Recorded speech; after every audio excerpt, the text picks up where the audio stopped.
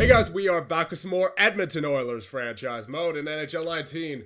And in this one, we are going to start out the simulation. But before we do that, we have a couple of things to do. So first, we're going to go out to free agency and sign a defenseman as per a trade that we are about to make. So we're going to go out and sign Mr. Clayton Stoner. And he is going to be merely a replacement defenseman for this year, a 7th defenseman. And there you go. And the reason I'm going for Clayton Stoner is because I figured he might give us some luck going into the draft lottery, presuming we are a lottery team, which we very well might.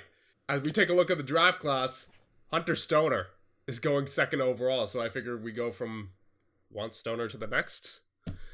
Anyway, we are going to now be making a couple of trades. The New York Rangers, they're currently 0-1 on the preseason. They're a rebuilder. However, they want a certain defenseman who I'm very interested in giving up, and that would be Chris Russell. He's a 79 overall, 31 years of age, 3 years left on his deal, and they want him. Now, we're going to have to give up a couple of draft picks in order to get rid of him, but for what we're getting back, I think it's worth it.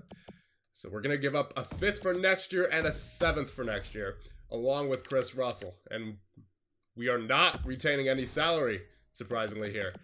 And what we're getting back 3 draft picks for next year's draft. We're going to be getting back a 4th, a 5th, and a 6th from the New York Rangers. So that 7th is moving up to a 6th, that 5th is moving up to a 4th, and we're getting an additional 5th back, all for the contract of Chris Russell. And that's the most valuable asset, at least for us, going back the other way. It's more valuable to us than, say, the 4th, the 5th, or the 6th will potentially be. You know, just to get this salary off the books for the next 3 years. That's going to be pretty huge going into this offseason if we intend to improve the team right away. So proposed trade, there you go. Trade accepted. They are very happy to accept that, and I am happy to offer it to them. So now we are going to be making a slightly bigger trade. We are going to be trading Andrej Sekera. He's 32 years of age, 82 overall, 3 years left on his $5.5 million contract. It's kind of clear that this team needs a little bit more of a rebuild than they've already been through, but this time we are going to do it right. That's the difference. So we're going to be trading Sekera to the Colorado Avalanche, who are a contender. They want to give up a lot of picks here, and they want Sekera. So in addition to Sekera, we're going to be giving up, who is it? Safin, I believe. Yeah, he's right here. Safin. And a 6th round pick in this year's draft. However, we will be getting back something pretty significant. We will be getting back Colorado's 1st round pick, because I figured they already have Ottawa's 1st round pick. That's probably going to be a top 5 pick, let's be honest. They could afford to give up this first. They don't necessarily need it. We do. As you know, they already have guys like McKinnon, Rantanen, Landeskog, Jost. They have Barry, Johnson, Girard, and then in goal they have Varlamov, the 87 overall. So they don't necessarily need this 1st round pick. We might even be able to keep our 6th round pick here. So Sekera and Safin straight up for a 1st. Proposed trade accepted. There you go, boys. So there is the big trade for the day. Sekera and Safin to Colorado for a 1st round pick. And now we will go out and sign Clayton Stoner. As again, he's mainly a good luck charm to get that 2nd overall pick at the very least for Hunter Stoner, because he is definitely on my radar. So Hunter Stoner, well, I'm hoping to say that eventually, but Clayton Stoner, get on the roster. So there you go. That is it in terms of free agents and trades, at least for right now. But we are also going to be placing a couple of guys on the block. And they would include exactly who you think it would include in Milan Lucic. $6 million on a 5-year contract. That is brutal. Peter Chiarelli, what did you do? And Mikko Koskinen as well, as he does have a pretty good contract at the moment. 2.5 for 82 overall, 30 years of age. But his contract extension is the part that I'm worried about, which we can't see right here, but he has a $4.5 million extension for 3 years after that, and as a fringe starter goaltender at 30 years of age, that's not exactly what I want. So in terms of surplus, we don't have any surplus, to be honest. So I'm going to set all this to off, and then for our wants, mainly draft picks, I would say. They could go for young players if they want, but again, mainly draft picks. So we're going to say starting goaltenders, maximum age of 22. And let's say for forwards, maximum age, yeah, just 22 in general is the maximum age I would go for if another team was trading us a prospect or a young player. So there we go. There's that. And now in terms of draft picks, we will make sure all this is set to on to have as many options open as possible. So there you go. There's the trade block. And Lucic, Koskinen. Hopefully we get a good offer for them. But I personally, especially with Lucic, could not find a good offer for Lucic. I could probably find an offer for Koskinen very easily, but I just want to see how the season plays out at first. The goal, at least to start the season, is to be a playoff team, as we do have one of the best players, if not the best player in the world, at our disposal. But as the season goes on, if it becomes more and more apparent that we are definitely not making the playoffs, then we're probably going to have to sell off guys like Cassian, Chason, Brodziak, Gagne, Ratty, Reeder, anyone not named Nuge, McDavid, Draisaitl, or Puljujarvi, and in terms of forwards anyway. And then defensemen, you might be able to sell Petrovic, Gravel, maybe Benning even, and then definitely Koskinen. So, and Al Montoya is also up here. I decided to send Anthony Stolarz back down to Bakersfield, get some games down there in the AHL. Hopefully they do well. Yamamoto's down there as well. And they have Jones and Bear up there. I scratched, what's his name, Brandon Manning. Or who was it? Yeah, Brandon Manning. I scratched him because I want Jones and Bear to get as much playing time as possible as the top guys there. And I couldn't find a trade for Brandon Manning. I even tried giving up a 6th round pick with Brandon Manning for a 7th, and teams still declined that. So I wasn't giving up any more than that just to get rid of Brandon Manning. So there you go. There is the start of your year number 1 Edmonton Oilers. And these are the lines going into it.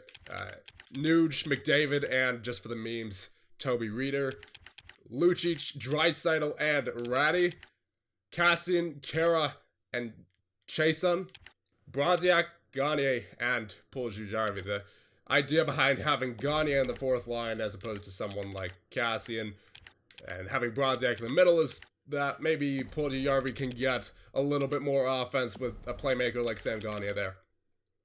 And then, of course, you got Klefbom and Larson, Nurse and Benning, and Gravel with Petrovic. And then once, what's his name, Stoner signs, he will be our 7th defenseman. So there you go. And then, of course, Cave and Malone are our replacement forwards for right now. So power play, Nuge, McDavid, Gagne, Klefbom, and Ratty. And then Reeder, Draisaitl, Puljujarvi, Larson, and Nurse. Format power play, pretty much the same. Penalty kill, Draisaitl, Brodziak, Darnell, Nurse, and Larson. Kara, Reeder, Klefbom, and Benning. And again, 3-man penalty kill, pretty much the same thing. 4-on-4, McDavid, Nuge, Klefbom, and Larson. Draisaitl, Puljujarvi, Nurse, and Benning. And then Gagne, Reeder, Gravel, and Petrovic. 3-on-3, McDavid, Nuge, Larson. Draisaitl, Puljujarvi, Klefbom, Gagne, Reeder, Nurse. Extra attackers, McDavid and Draisaitl. Shootout, McDavid, Draisaitl, Nuge, Gagne, and Klefbom. And in goal, of course, you got Koskinen and Montoya, Scratch, Cave, and Malone. There you go. There's all the lines. And let's get this season underway for the Edmonton Oilers, as I believe that is all that is left to do. And I did not mean to go into the Stats Central there. I meant to go into the calendar. So here we go. I think I'm just going to skip past preseason. Not too much to be concerned with. And the only other thing that's happening is we're signing Stoner, and he's not going to be in our regular lineup anyway. So we'll just sim up to the first game of the season against the New Jersey Devils in Sweden. That was the NHL Global Series, I believe. So let's get right up to it. All right, so here we go. October 5th. We're just about to get the regular season underway, but before we do, I just want to show you guys how much we have in salary cap after freeing up the contracts of Chris Russell and Andre Sekera. We now have 12.995, effectively 13 million in cap space after trading Russell and Sekera. Before, that was slightly less than 5 mil, I believe. It was around 4.7, I'm pretty sure. So yeah, we've saved up a lot of cap, and we could use that cap in free agency, in potential trades, wherever we need it, really. And of course, this team is a lot closer to making the playoffs than I think that we think. It's just that, you know, we need some depth and a stud defenseman. That's really it. And you could definitely get depth in free agency.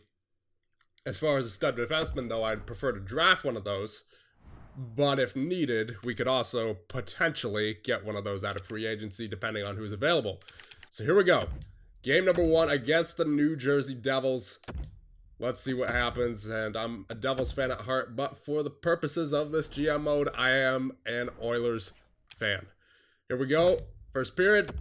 That's going to be 2 goals by McDavid and Lucic. Goal by Zacha and Koskinen, but we're up 2-1. Let's go. Second period. There you go. Goal by Hischier. And a goal by Ratty and Draisaitl. We are up 4-2 going into the third. Third period, and that'll be a goal by Palmieri, but we win 4-3 in the first game of the season. Overseas in Sweden. Very nice. So now let's go the rest of the month and see what happens for these Edmonton Oilers. So game against Boston. And that is going to be a 3-1 loss against them. First loss of the season. 3-2 loss against the New York Rangers. Winnipeg 2-1 loss. So besides the game against New Jersey, off to a bit of a shaky start here are the Edmonton Oilers. There you go, 2-1 win. All right, like to see it. 4-3 shootout win against the Nashville Predators. 3-0 loss against Pittsburgh. 7-4 win against the Washington Capitals. Thank you, McDavid. Yeah, okay, so the sim's actually going pretty fast here, surprisingly. And then a 4-2 loss against Nashville, 5-3 victory against Chicago, and a 3-2 victory against Minnesota. So we're starting out 6-5 here. Better than I expected, to be honest. Not in a playoff position currently. Is still early, though. So we'll see what is going on here with the player stats. Of course, McDavid leading the way. 13 points. Nuge, Ratty, Draisaitl, Puljujärvi with 7 assists on the fourth line. Okay, that's what you like to see. Lucic with 6, Gagne, Reeder with 5, Chason, gotta get used to say that. I always say Chason. And Kara with 4, Cassian with 3, Nurse with 3, Clefbaum with 3, Larson with 2, Brodziak with 2, Benning with 1, and then Cave and Malone haven't played. Petrovic and Gravel -4, -2. So, good news. Toby Reeder is roughly 20% of the way to his goal of 10 to 12 goals per season. And if that happens, we'll be in the playoffs. So, as far as faceoffs go, McDavid, of course, 55.7. Draisaitl, 54.7. Nuge, 52.2, though he doesn't take too many faceoffs. He's on McDavid's wing. Brodziak doesn't take too many faceoffs either. Kara with a 48.9 and Gagne with a 41%. That is rough for Gagne. Might want to consider switching him and Brodziak to put Gagne in the wing. Larson with 23 hits. Kara with 19. Chason with 18. Nurse with 17, Benning with 15, Draisaitl also with 15, Brodziak, Clefbaum, McDavid all with 14, Reeder with 13, Lucic and Gravel with 10, Petrovic with 9, Nuge with 7, Cassian with 7, Gagne, Ratty with 2, Puljujärvi with nothing. Now, defensively, takeaways to giveaways. Reader is actually pretty good defensively so far, 10-6. Cassian, even 8-8. Clefbaum, that's a really good ratio for a defenseman, 8-7 so far. Kara, pretty good defensively, 8-4. Lucic, 7-6. Ratty, even. Nuge, almost even, could be a bit better. McDavid, even. Larson, that's a good ratio for him. Petrovic, that's a really good ratio for him. Puljujarvi, he's good defensively so far. He's got 6 takeaways to 1 giveaway, 7 assists. So Puljujarvi off to a hot start here in the Edmonton Oilers GM mode. Brodziak could be better. Gagne is good. Draisaitl good, could be better, but you know he's got more takeaways than he has giveaways, so I can't complain too much. Chason with 5-4. Benning, that's a good ratio for him. Nurse could be slightly better. Gravel could be better as well. Fights, any fights so far? Nope. All right, let's check on the goaltenders. How's Koskinen doing? 915 save percentage. And Montoya with a 907 in 2 games. And Montoya has won both of those games as well. So there we go. There is month number 1 in year number 1 for the Edmonton Oilers. Let's check on the AHL a little bit. Stellar's not doing so hot. 897 save percentage, and Skinner with a 943 in 2 games. Let's see skaters. Marodi Yamamoto with 4 points. Bear with 3. Jones with 2. Let's see, other guys we're concerned about. Benson, yeah, sure, we're a little concerned with him. He's got that low top 6, 2 points. Anyone else? I don't think so. All right. We'll check the team stats just to see if we're struggling in the power play or penalty kill. I would imagine we're struggling with penalty kill because usually that's what happens with any of my teams that I do. Edmonton, we are all the way down here. 2.73 goals for per game. That's not too bad. Could be better though. Goals against per game, we're kind of down there. 2.82 goals against per game, which that was at least around where Anaheim is. Power play. Let's see, we are 19.4, could be better, could be worse. Penalty kill, 80%, could be better, could be worse. So that's basically the story of the Edmonton Oilers so far this season, it appears. So we'll go one more month, and we'll see where we're at. And I think I'm going to skip ahead here, just so we can save a little time on the video, and so that we can have more time to check out the stats and all that. So skipping right ahead to the game against Vegas. Alright, so at the end of the month, we are 13-10-2. Shootout loss to Chicago, win over Detroit. 6-1 loss to the Washington Capitals. 4-2 win against Tampa. 3-2 loss to Florida. Shootout loss to Colorado. So Colorado currently 16-8-1, so it doesn't look like that pick is going to be a lottery pick. Though you never know what could happen. It is EA Sports. 3-2 win for, or against the Montreal Canadiens. 4-1 loss in the Battle of Alberta. 3-1 win against the Vegas Golden Knights. 3-1 win against the San Jose Sharks. 4-2 win against the Anaheim Ducks. And then 2-game losing streak here against LA and Dallas. And then an overtime win against the LA Kings to end off the month. So in terms of where we are for the standings, we currently occupy a wild card position. It looks like it's a tough fight for it though. Calgary's there, Anaheim's there, San Jose is there, and Vancouver, if they go on a run, could even catch us as well. So, I mean, McDavid, he's doing well so far as expected. 24 points in 25 games.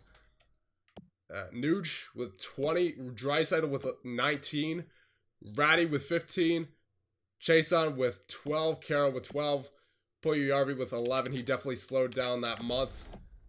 Gagne with 10, Lucic with 10, Cassian with 9, Reader with 9. Only 1 goal in that month, so starting to sim a little bit like real life here is Toby Reader. Clefbaum with 8, Brodziak with 7, Benning with 6, Nurse with 5, Larson with 4, Petrovic with 2, Gravel with 2, Cave, Malone haven't played. Goaltenders, Koskinen with a 919, so Koskinen's doing a little bit better as of late, and Montoya is also doing a little bit better, 920 save percentage. Let's actually check in-depth statistics. So shots, McDavid obviously is our best sniper with 92 shots so far, and then Draisaitl with 62. Shooting percentage, obviously McDavid's going to be up there, but Kassian's also up there with faceoffs. So Draisaitl, McDavid, both over 50%, but then Brodziak, Nuge, Gagne, Kara, man, the bottom six centers there really are not good at faceoffs. Gagne and Kara might have to switch something up there. Hits, Kara, Larson, Draisaitl, Chason all over 40. Nurse, Clefbaum are close to it. McDavid 34, Brodziak 31, Benning 28, Petrovic 24, same thing for Gravel. Lucic 23. So Lucic as a power forward isn't getting hit per game, so yeah, that's a rough go. Kassian with 20, Reeder with 16, Nuge with 12, Gagne with 7, Ratty with 7, Puljujarvi with 3, and defensively, good ratio for McDavid. Not great for Reeder. Nuge, good. Puljujarvi, good. Clefbaum, good.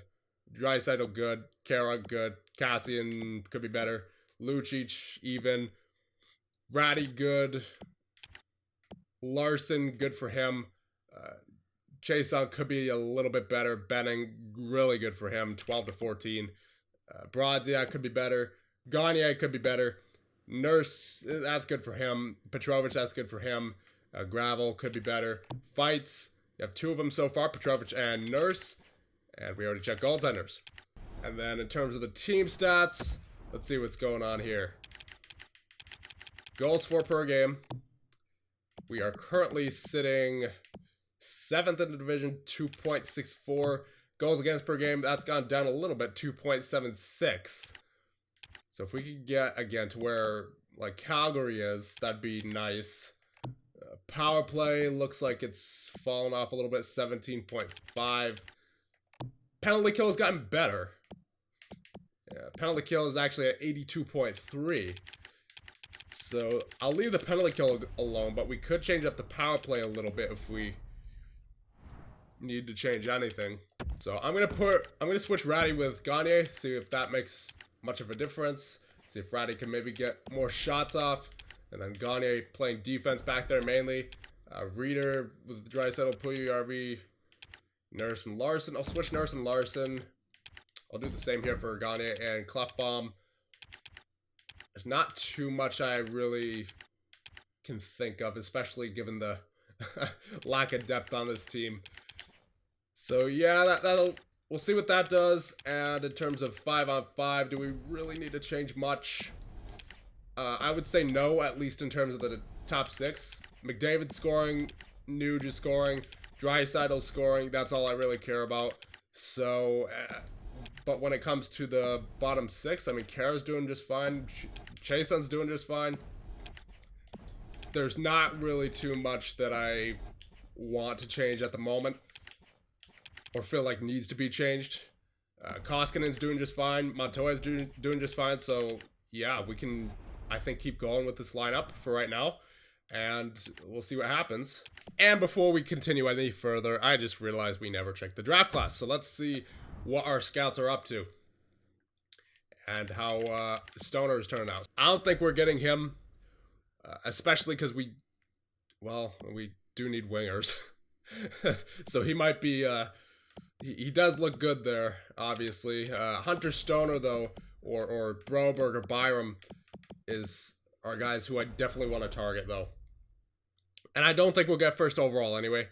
Okay, so we have a trade for Lucic from the Buffalo Sabres. They are willing to take on Lucic's contract for a 7th round pick from the Dallas Stars. I am doing that right away. So yes, you bet I am. There we go. Lucic is out of the way. Let's get someone. Oh, well, actually, we already have Cave, and we'll just get Cave in there, and we'll see what happens. I mean, I'm not going to leave Cave on the second line. I'll get Cassie in there because he kind of fills the same role as Lucic. And then in terms of Cave, I'll just switch him with Brodziak. Or actually, what I do here. I want Puljujärvi to play with the best players possible. So, you know what? I'll leave Brodziak with Gagne and Puljujärvi. And I'll actually put Brodziak in the middle instead of Gagne. Because last we checked anyway, Gagne wasn't doing too well in the face-offs. Neither is Brodziak, but he is, I would imagine, better than Gagne. Yeah, 5% better actually, so we'll leave Brodziak in there. And in terms of goaltenders, I mean, yeah, we're doing just fine, so we'll continue simulating. Alright, so after that month, we are 18-17-4. Win against Vegas, shootout loss against Dallas, loss against St. Louis, loss against Minnesota, a shootout loss in the Battle of Alberta once again, and we won against Colorado, but they are looking pretty good, 24-14-2. So that pick definitely is not going to be a lottery pick, but it's a depth pick, which we need all the prospects we could get right now. And a 4-1 win over the Winnipeg Jets, 3-1 win over the Philadelphia Flyers, 5-4 shootout win over the Vancouver Canucks. So it was looking pretty good there, but then we, of course, slid at the end of the month. 4-2 loss, 2-1 loss, 3-0 loss, 6-4 loss, 4-2 loss. So we were at 18-12 at one point last month, but we are now back down there at 18-17-4. So we're not out of a playoff spot. We're almost at the bottom of the division. Vancouver is only 3 points behind us, and we're roughly halfway through the season. So it's pretty clear to me at this point that this team is obviously not good enough for the playoffs.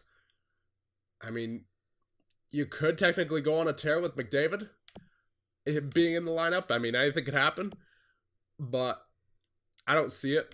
He's got 35 points currently. Nuge 31, Draisaitl 29, Ratty 26, Puljujärvi 19 on the fourth line. He's grown pretty well so far. He's at 79 now. So if we keep seeing this growth from Puljujärvi, it's looking pretty good for him. Chason with 17, Gagne 16, Kara 16, Cassian 14, Reeder 14, still has 4 goals. Oh man, this game really is realistic at times. Clefbaum with 13, Brodziak 11, Benning with 9, Nurse 7, Larson 6, Petrovich 4, Gravel 4, Malone hasn't played, Cave with nothing in 6 games. As far as face-offs go, Draisaitl over 50%, McDavid over 50%, Brodziak is over 50%, so that was a good move putting him in the middle. Everyone else is below a 50. In terms of hits, Larson was 70, 69 for Draisaitl, 68 for Nurse, 67 for Kara, 65 for Clefbaum, Chason with 58, 52 for Brodziak and Benning, 50 for McDavid, 36 for Gravel, 35 for Petrovich, 29 for Cassian, 24 for Reeder, Nuge with 23, Ratty with 11, Gagne with 8, Cave with 8, Puljujärvi with 5. Defensively, McDavid, great. Draisaitl, great. Reeder, that's rough. 33-46. Clefbaum, that's a really good ratio for Clefbaum. I'm liking the way he's playing. Puljujärvi, that's really good for him as well. Again, he's grown just fine. As long as he keeps playing well defensively and getting that offense occasionally, I think he'll grow into something pretty good for us in the future. Nuge, good. Cassian, even. Ratty, good. Chason, pretty good. Kara could be a little bit better. Larson, that's a good ratio for him. Brodziak could be better. Benning, that's good for him. Gagne could be better. Nurse, that's good. Petrovich could be slightly better. Gravel could be much better. Cave could be much better. And in terms of fights, 2 for Kara, 1 for Petrovich and Nurse. And in terms of goaltenders, Koskinen's fallen off a little bit, 9-14, but Al Montoya with a 9.33 in 8 games played. So there are your Edmonton Oilers for the first half of year number 1. I'm going to cut this off here. I want to know what you guys think about the current state of the team. I'll show you guys the AHL real quick before we end it off. Yamamoto with 17 points to lead the team down here. Ethan Bear with 14. Jones with 12. Let's see, anyone else we care about? Benson with 10. I believe that is it in terms of skaters. Goaltenders, Stellars 8.93, really not turned out to be too good so far here in the minors. We might want to consider trading him since he is a 24 years of age, medium starter, only a 71 overall. So while he still has trade value, maybe flip him for something. And then Stuart Skinner, not doing too shabby. 904, could be doing better. 11 games played, 3 wins. So there you go. There are the Bakersfield Condors, and we will check out the team stats to end things off. Goals for per game. We are sitting 7th in the division, 2.64. Goals against per game, 2.87. Power play, that's gotten much better. 22.5, there you go. Penalty kill, it's stayed around 80, 81, 82 for the basically all season so far. So it's stayed consistent at least. But here's the thing. The Edmonton Oilers themselves have not been consistent, especially after that previous losing streak, in which before we had gone on a winning streak of about, 5 games? 4 games, but a shootout loss in there, we got a point, so 5 games with a point, at least a point, and then 5 games with no points. Too much inconsistency here in Edmonton at the moment. You guys let me know what we should do, and I will see you guys in the next one.